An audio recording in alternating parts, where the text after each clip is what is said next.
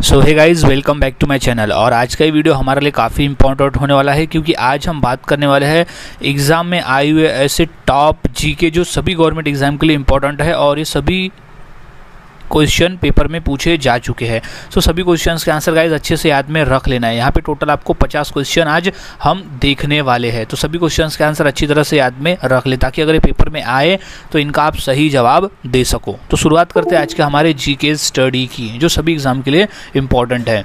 सो सबसे पहला प्रश्न है, डायनामाइट के आविष्कारक निम्नलिखित में से कौन थे? सो इसका सही जवाब हो जाएगा guys option number C, Alfred Nobel. Alfred Nobel ने डायनामाइट का आविष्कार किया था और अल्फ्रेड नोबल के नाम से ही हर साल अल्फ्रेड पुरस्कार यानी नोबल पुरस्कार दिया जाता है। सो याद में रख ले, अल्फ्रेड नोबल के याद में ही नोबल पुरस्कार हर साल वैज्ञानिकों को दिया जाता है। अगला सवाल है, स्टील उत्पादन में भारत का विश्व में कौन सा स्थान है? सो राइट जवाब है ऑप्शन नंबर सी, तीसरा स्थान है। स्टील उत्पादन में भारत का विश्व में तीसरा स्थान है। अगला सवाल है, संतरे में कौन सा विटामिन अधिक होता है? क्वेश्चन इंपॉर्टेंट है और क्वेश्चन 2 से 3 बार पेपर में पूछा भी जा चुका है। सो इसका सही जवाब हो जाएगा option number C, vitamin C. संतरे में विटामिन सी अधिक मात्रा में पाया जाता है बाकी विटामिन की तुलना में। अगला सवाल है, वंदे मातरम का नारा किसने दिया था? सो इसका सही जवाब हो जाएगा ऑप्शन नंबर सी, बंकिम चंद्र चटर्जी ने वंदे मातरम लिखा था। बंकिम चंद्र चटर्जी जो कि हमारे देश का राष्ट्रीय गीत है, वो लिखा था बंकिम चंद्र चटर्जी ने, वंदे मातरम। अगला सवाल है, एल्यूमिनियम किस खनिज से प्राप्त की जाती है? सो इसका राइट आंसर है ऑप्शन नंबर सी, बॉक्साइट से। ये क्वेश्चन रेलवे में 2 बार पूछा जा चुका है। सो एल्यूमिनियम जो है वो बॉक्साइट खनिज से प्राप्त की जाती है। अगला सवाल है, K2 चोटी की किस पर्वत श्रृंखला में स्थित है? सो इसका राइट जवाब है ऑप्शन नंबर सी, काराकोरम श्रेणी में। K2 चोटी जो है वो काराकोरम श्रेणी में स्थित है। अगला सवाल है, विद्युत बल्ब का फिलामेंट किसका बना होता है? क्वेश्चन इंपॉर्टेंट है और ये क्वेश्चन 2 बार रेलवे में, 1 बार एसएससी के एग्जाम में आया हुआ है। सो इसका सही जवाब है ऑप्शन नंबर बी, टंगस्टन धातु का। विद्युत बल्ब का जो फिलामेंट है वो टंगस्टन धातु का बना होता है, क्योंकि टंगस्टन धातु का जो मेल्टिंग पॉइंट है वो सबसे ज़्यादा होता है बाकी धातु की तुलना में, इसलिए बिजली का बल्ब जो है वो टंगस्टन धातु का बनाया जाता है, उसका फिलामेंट। अगला सवाल है, वीरभूमि किसका समाधि स्थल है? सो इसका सही जवाब है option number D, Rajiv Gandhi का। राजीव गांधी के समाधि को वीर भूमि कहते हैं। अगला सवाल है, बायोगैस का मुख्य अवयव कौन सा है? सो इसका सही जवाब है option number C, methane. Biogas का मुख्य अवयव है मीथेन। अगला सवाल है, गंगा की मुख्य शाखा को बांग्लादेश में किस नाम से जाना जाता है? मोस्ट इम्पॉर्टेंट प्रश्न है और ये प्रश्न 2 बार पेपर में आया हुआ है, यूपीएससी में भी ये पेपर में आया हुआ है। सो राइट जवाब हो जाएगा इसका option number B, Padma. Ganga की मुख्य शाखा को बांग्लादेश में पद्मा नाम से जाना जाता है। अगला सवाल है, संगमरमर किसका रूप है?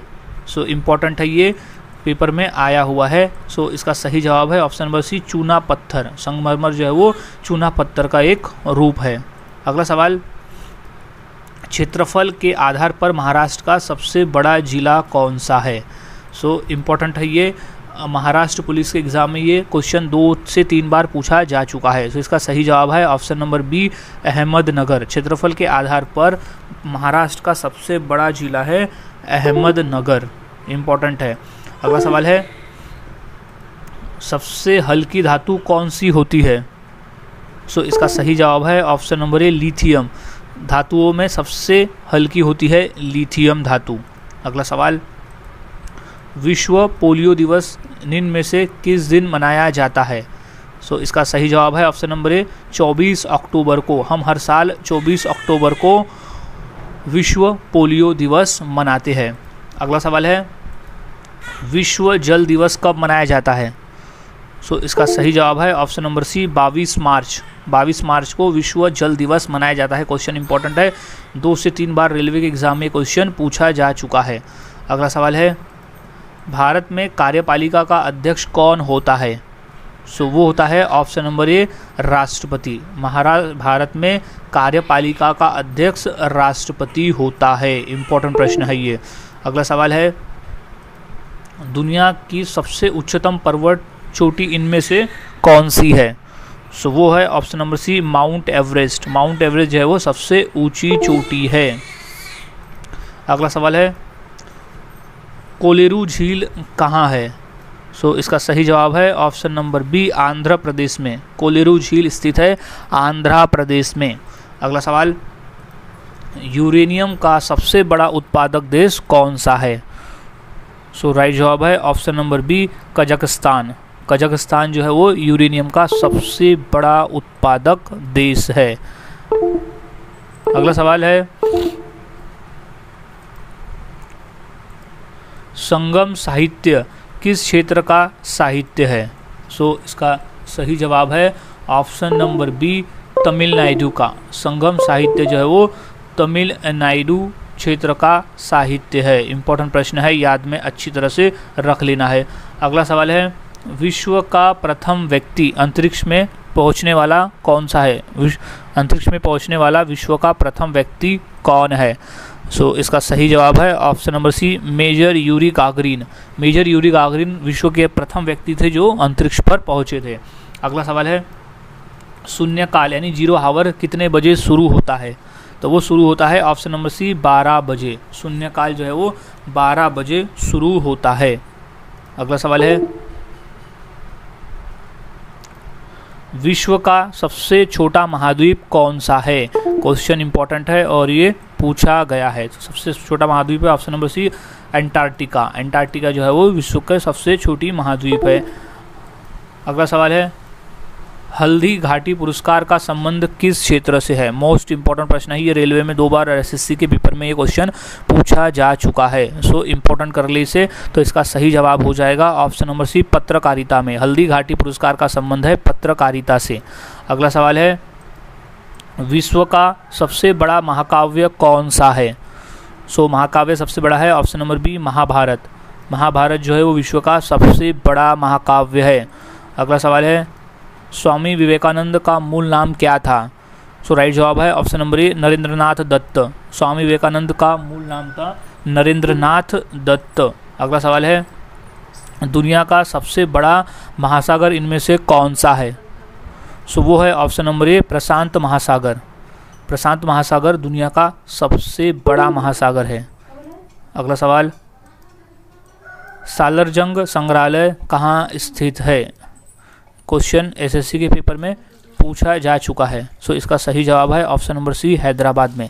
सालारजंग संग्रहालय स्थित है हैदराबाद में। अगला सवाल, कोमोडो नेशनल पार्क कहाँ है? सो राइट जवाब है ऑप्शन नंबर बी इंडोनेशिया में। कोमोडो नेशनल पार्क स्थित है इंडोनेशिया में। अगला सवाल है, बीवी का मकबरा कहाँ स्थित है? सो इसका राइट जवाब हो जाएगा ऑप्शन नंबर डी औरंगाबाद में। बीवी का मकबरा स्थित है औरंगाबाद शहर में। अगला सवाल, चंद्रमा पर उतरने वाले प्रथम व्यक्ति का क्या नाम है? सो इस क्वेश्चन आया हुआ है रेलवे में भी और एसएससी के एग्जाम में भी। सो इसका सही जवाब है ऑप्शन नंबर ए नील आर्मस्ट्रॉन्ग। नील आर्मस्ट्रॉन्ग दुनिया के ऐसे पहले व्यक्ति थे जिसने चांद पर कदम रखा था। अगला सवाल है, कबीर के गुरु कौन थे? सो राइट जवाब है ऑप्शन नंबर ए रामानंद। रामानंद थे कबीर के गुरु।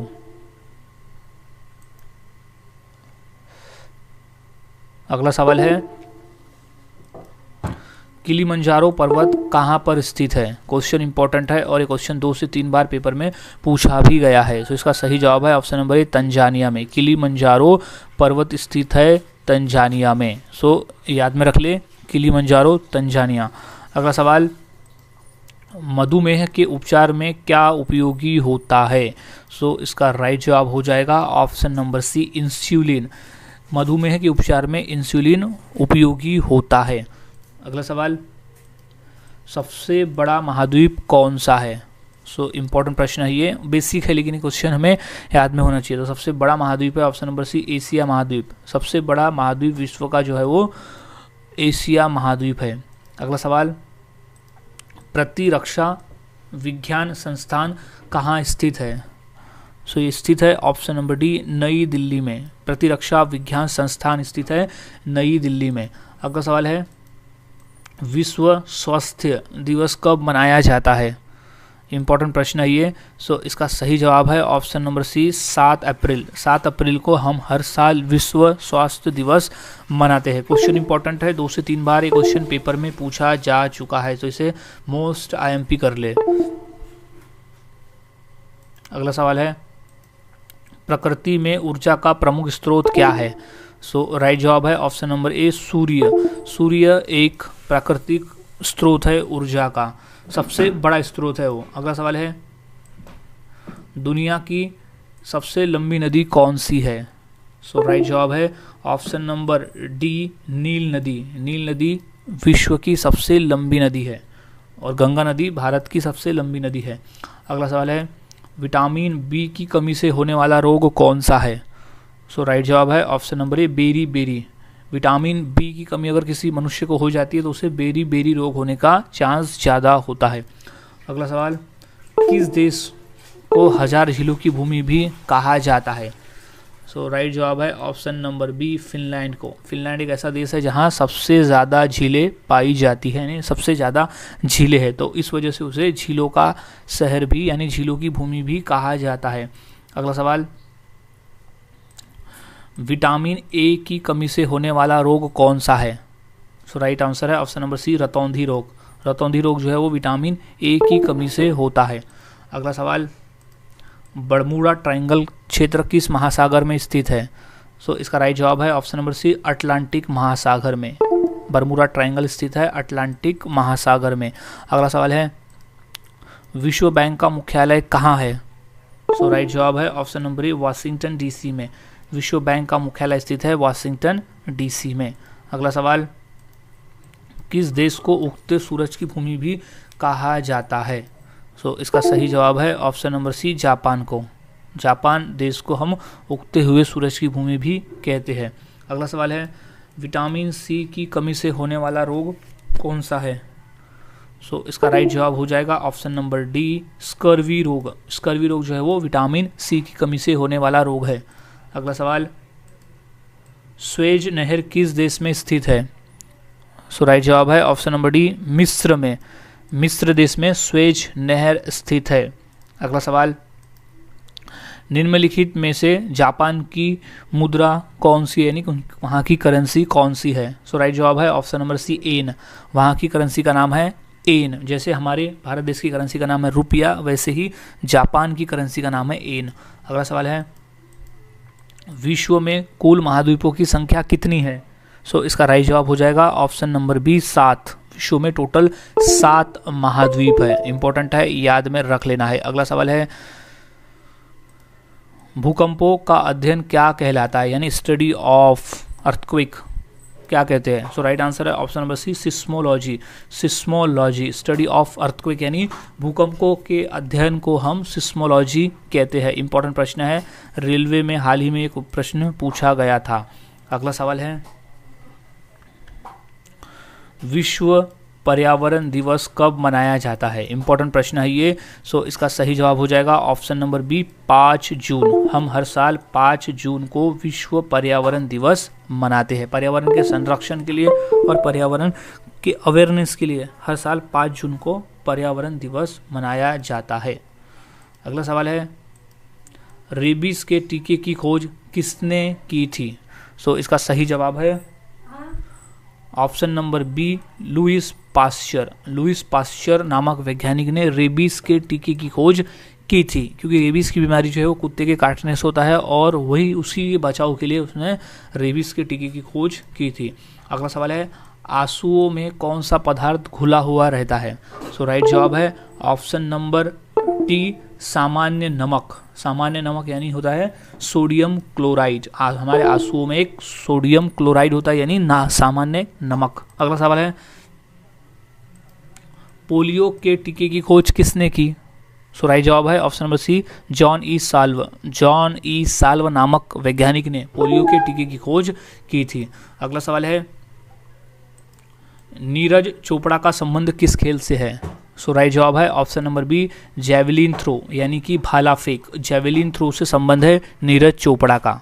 सो गाइज आज के इस वीडियो में हमने ऐसे 55 क्वेश्चन देखे जो काफ़ी इंपॉर्टेंट थे पेपर के पॉइंट ऑफ व्यू। तो यहाँ सभी क्वेश्चंस के आंसर अच्छी तरह से याद में रख लेना है, क्योंकि ये सभी क्वेश्चंस पेपर में पूछे जा चुके हैं।